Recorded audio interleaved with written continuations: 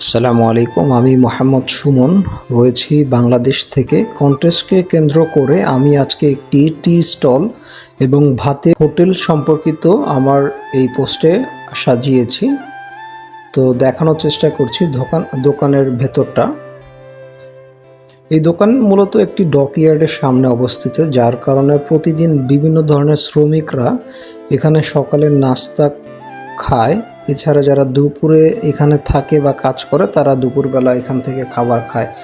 এই দোকানে নুডলস সহ নানান ধরনের খাবার পাওয়া যায়। আমি ক্যামেরাতে দেখানোর চেষ্টা করি। বেশ কিছু সফট ড্রিঙ্কস। এখানে হচ্ছে আল্লাহ ভরসা ভাতঘর, অর্থাৎ এই দোকানে শুধুমাত্র মুদি মাল বা ড্রিঙ্কস জাতীয় খাবারের পাশাপাশি ভাতও বিক্রি করা হয়ে থাকে। তো গ্রামে আসলে শুধুমাত্র একটির উপর নির্ভরশীল হয়ে চলা সম্ভব নয়, যার জন্য এই দোকানদার একটু ভিন্ন রকমভাবে চেষ্টা করেছেন। উনি আমার খুবই পরিচিত একজন আত্মীয় এবং আমি চেষ্টা করছি ওনার দোকানের সম্পূর্ণ বিষয়টি দেখানোর জন্য। ভেতরে ফ্রিজ রয়েছে। ধন্যবাদ সবাইকে।